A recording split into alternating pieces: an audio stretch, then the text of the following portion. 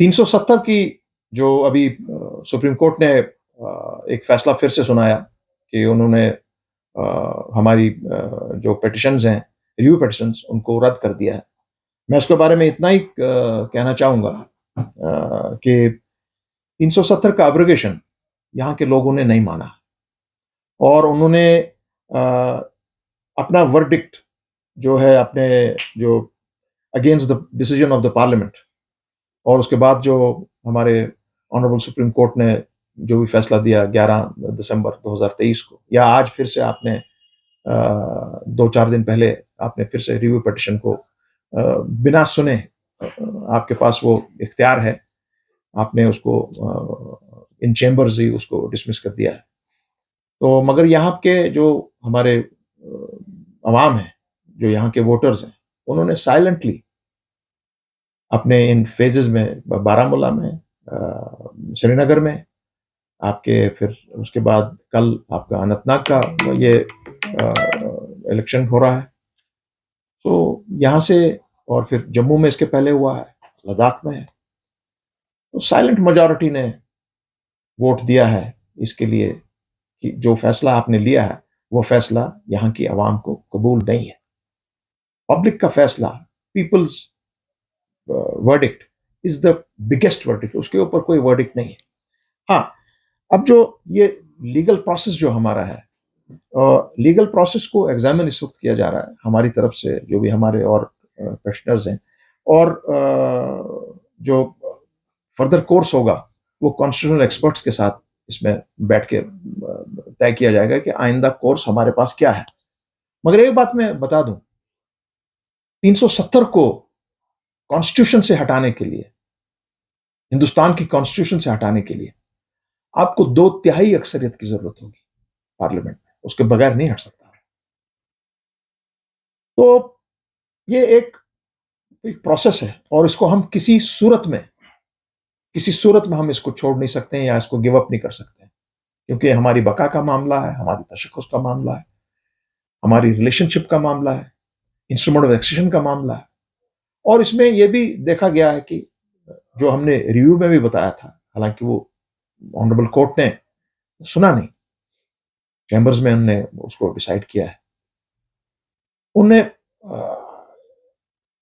Constitutional experts का, legal लिमिनरीज का, retired chief justice, retired जजेस of the honourable supreme court, उन्होंने इस जो सुप्रीम कोर्ट के फैसले हैं उनको सही नहीं माना है, कॉन्स्टिट्यूशनली सही नहीं माना है, एरनस डिक्लेयर किया है कि भाई ये जो चीजें पिटिशनर्स ने आपसे पूछी कि आपने ये फैसला कैसे दिया, आप जो, और उनकी जो पुहार थी उस पर आप लोगों ने खामोशी इख्तियार की, स्टेटहुड पे खामोशी इख्तियार है, आपके इंटरनल सॉवरेनिटी पे खामोशी इख्तियार है,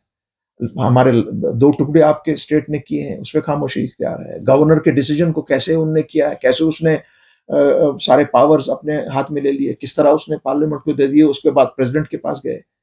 ये सब, और without a legislative assembly, without a people's government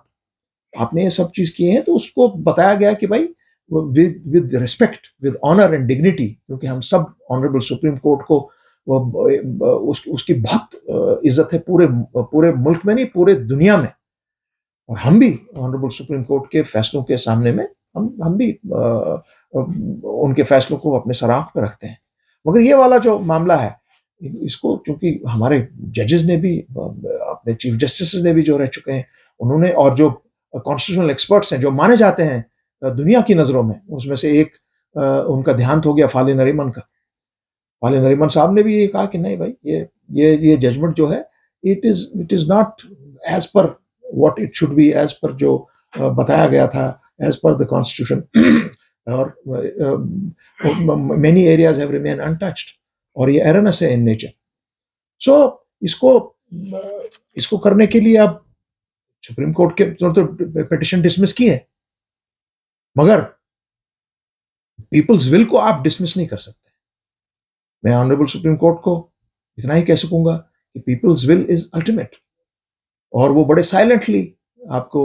हुकूमत हिंद को, बीजेपी की हुकूमत को, ये जवाब उन्होंने ऑलरेडी अपने वोट के जरिए दे दिया है। कल भी हमारे यहाँ वोटिंग है, उसके जरिए भी वो दे देंगे, साइलेंटली आपको बोल देंगे कि नहीं, ये डिसीजन हमको नामंजूर है। तो इसके साथ में एक चीज बहुत अहम है, जिस पर बहुत कम लोग गौर करते हैं, कि अगर ये फैसला कल को मान लिया जाए कि इसके बाद हमारी क्या क्यूरेटिव पिटिशन लगेगी या और कोई तरीका इसका इस्तेमाल होगा, अभी हमारे पास बहुत से दरवाजे खुले हैं। तो उसमें एक चीज ये भी देखना है आपको, कि आपको ये भी मालूम होना चाहिए कि एट स्टेक क्या है। अगर ऐसा आप कर रहे हैं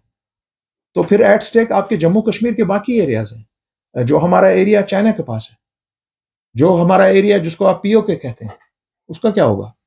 क्या हमने बंद कर दिया वो सब? नो, ये बहुत ही एक सेंसिटिव इशू है, और इस चीज को एक पॉलिटिकली लोडेड मैटर है ये। तो इस पे हम चूंकि अब जम्मू कश्मीर की असेंबली के इलेक्शन आने वाले हैं, पहले तो government of India honourable supreme court की डायरेक्शन को पता नहीं कितने हद तक मानेगी। आपने अभी तक स्टेटहुड यहाँ पे डिक्लेयर नहीं किया है, हमारी स्टेटहुड आपने आपने वापस नहीं की है, in spite of the directions of the honourable supreme court, किसको जल्द से जल्द किया जाए, दैट इज स्टिल पेंडिंग। आपके हमारी स्टेट के दो टुकड़े इसी तरह हुए हैं, वो मामला भी इसी तरह पड़ा हुआ है। सो अब चूंकि